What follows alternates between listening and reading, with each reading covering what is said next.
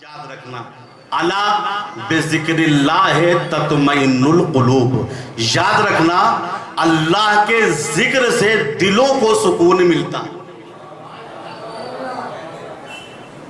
یہ بنیاد ہے اسلام کی، جڑ ہے اسلام کی کلمہ اللہ۔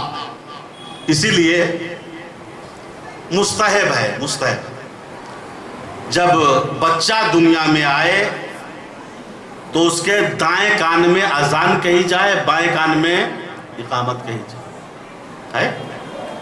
اور یہ ہمارے یہاں اس پہ عمل بھی ہوتا ہے۔ اذان کی شروعات کہاں سے ہوتی ہے؟ اللہ اکبر، دائیں ہاتھ میں، دائیں کان میں اللہ اکبر۔ اقامت کی شروعات کہا وہ بھی اللہ ہو، یعنی اکبر و اللہ نہیں، اللہ ہو اکبر، پہلے اللہ پھر اکبر۔ کلام عرب میں ایسا بھی کہہ دیا جائے، ظاہراً غلط نہیں ہے اکبر و اللہ، لیکن نہیں، اللہ اکبر یعنی سب سے پہلی مذہبی آواز۔ ابھی بچہ دنیا میں آیا ہے نا، آنکھیں چپکی ہوئی ہیں، سب سے پہلی مذہبی آواز اس کے کان میں جو جاتی ہے کیا ہے؟ اللہ۔ وہ بھی ایک کان میں نہیں، دونوں کان میں، دائیں کان میں بھی اللہ، بائیں کان میں بھی۔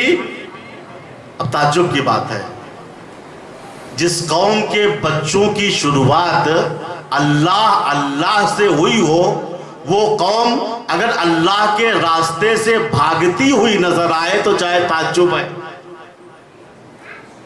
شروع ہو گئی ہماری زندگی اللہ سے، دائیں کان میں بھی اللہ، بائیں کا بہت توجہ سے سنتے رہیے، بائیں کان میں بھی اللہ۔ یہی بچہ اب جو ہے بڑا ہوتا ہے، جوان ہوتا ہے، نوجوان ہوتا ہے، بوڑھا ہوتا ہے، بستر مرگ پر آ جاتا ہے، ملک الموت سامنے آ گیا، السلام علیکم، چلیے ہمارے ساتھ۔ حضور پاک حضرت محمد مصطفیٰ صلی اللہ علیہ وسلم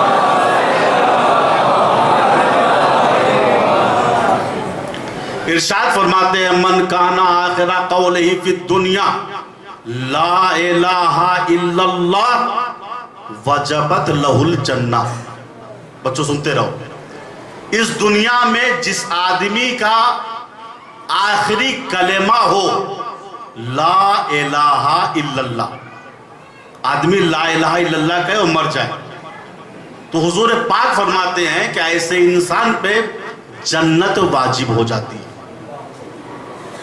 دیکھیے لا الہ الا اللہ، غور کیجئے، لا الہ الا اللہ میں آخری لفظ کیا ہے؟ اللہ۔ لا الہ الا اللہ، لا الہ الا اللہ کا آخری لفظ کیا ہے؟ اللہ۔ حضور کیا کہہ رہے ہیں؟ جو لا الہ الا اللہ کہے دنیا سے چلا جائے تو جنت اس پر واجب۔ نتیجہ واضح ہے، اگر انسان کی زندگی اللہ سے شروع ہو اور اللہ پہ ختم ہو جائے، یہ کسی مفتی یا مولوی کی ضمانت نہیں ہے، حضور پاک کی ضمانت ہے، ایسے انسان پہ جنت واجب ہو جاتی ہے۔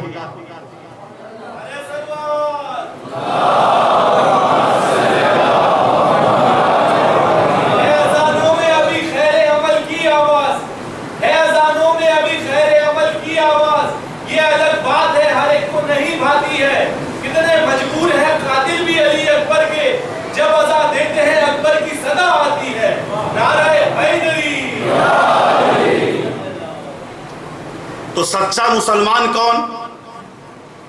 جس کی زندگی اللہ سے شروع ہو اور اللہ پہ ختم ہو جائے، یہ ڈائریکٹ جنت میں جائے گا، کسی سے فتویٰ معلوم کرنے کی ضرورت نہیں ہے، چونکہ یہ حدیث پیغمبر ہے اور یہی قرآن نے کہا ہے، فَفِرُّوا مِنَ اللَّهِ یا فَفِرُّوا إِلَى اللَّهِ، اے مسلمانوں اللہ کی طرف آؤ۔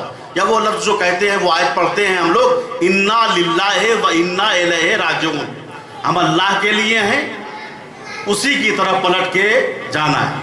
مولا کائنات علی ابن ابی طالب علیہ السلام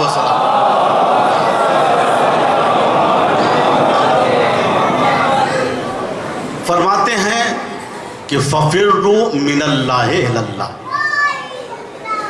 اے میرے چاہنے والوں اللہ سے اللہ کی طرف آؤ۔ کیا مطلب؟ غضب خدا سے نکل کر رحمت خدا کے دامن میں آ کے پناہ لینا. یہ کب فرمایا تھا آپ نے؟ دیکھیے افلاطون ایک بہت بڑا فلسفی گزرا ہے.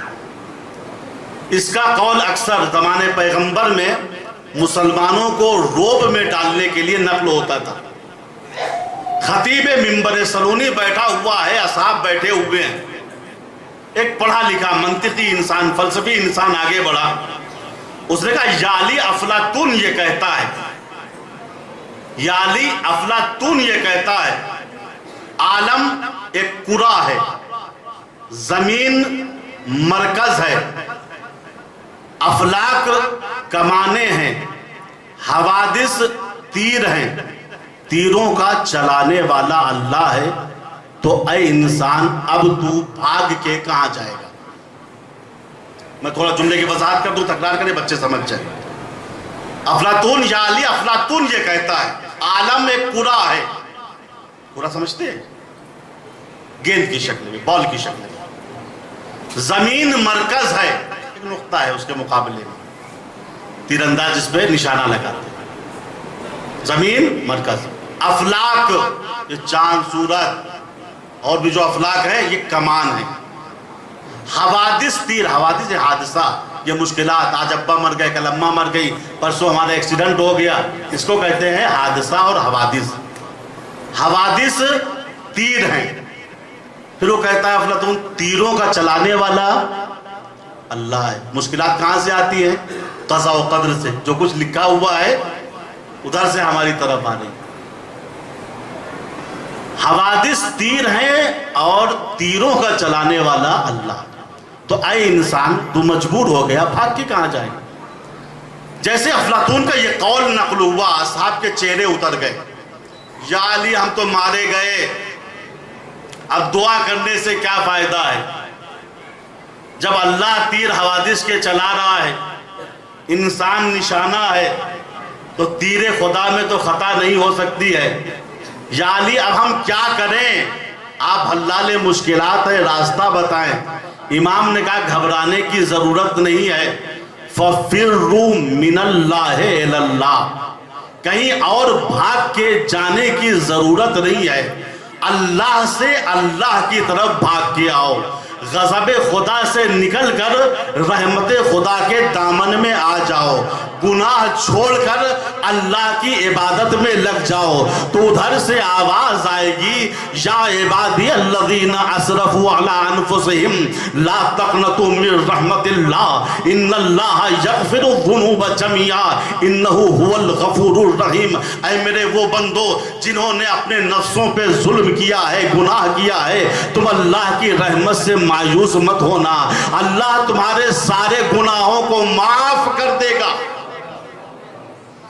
غضب خدا سے نکل کے رحمت خدا میں آؤ.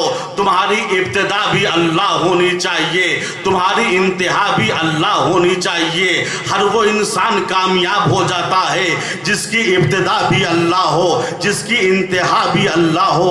علی نے مقام عمل میں اس کا ثبوت دیا. آپ دیکھیے علی نے کتنا جہاد کیا، علی نے کتنی جنگ کی. ہر جنگ میں علی کامیاب رہے، لیکن علی نے کبھی بھی اپنی کامیابی کا اعلان نہیں کیا. علی نے جنگ بدر فتح کی، کتنی بڑی کامیابی تھی اسلام کی اور علی کی، لیکن علی کامیاب تھے لیکن کامیابی کا اعلان نہیں کیا. جنگ احد میں جب بھگدڑ مچی، بڑے بڑے بہادر میدان چھوڑ کے نکل گئے. علی نے تنے تنہا جنگ کو فتح کیا، کتنی بڑی کامیابی تھی، لیکن علی نے اپنی کامیابی کا اعلان نہیں کیا. جنگ خندق میں علی کامیاب رہے. عمرو بن عبدود جس میں 1000 بہادروں کی طاقت تھی، خندق پار کر کے اس پار آ گیا اور رجس پڑھ رہا تھا مسلمانوں کہاں گئی تمہاری جنت؟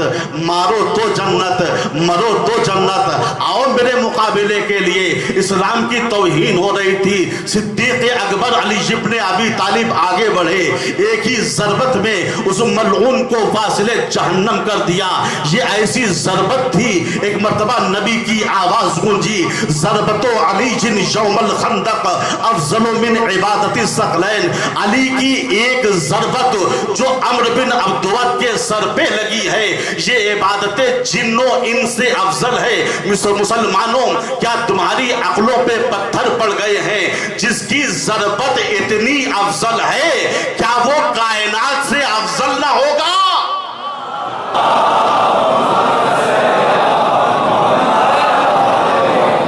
سلامت رہے۔ تو علی نے جنگ خندق فتح کی، عمرو بن عبدود کو قتل کیا۔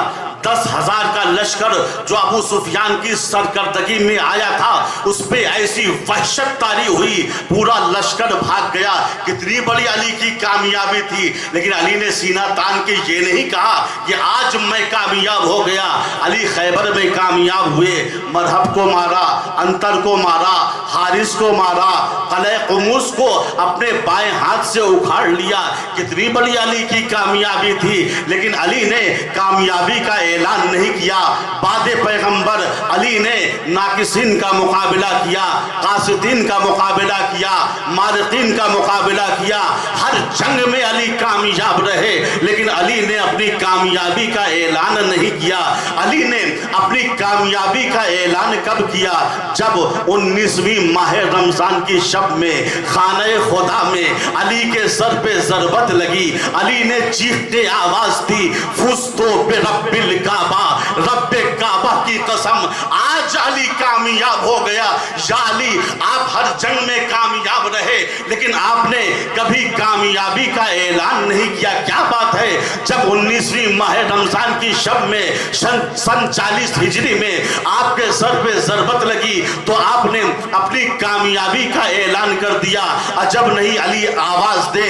یاد رکھنا، میدان جنگ کی کامیابی کو کامیابی نہیں کہتے ہیں۔ کل میں خدا کے گھر خانہ کعبہ میں 13 رجب کو پیدا ہوا تھا، 19 ماہ رمضان کو خدا کے گھر میں شہید ہو رہا ہوں۔ میری ابتدا بھی اللہ ہے، میری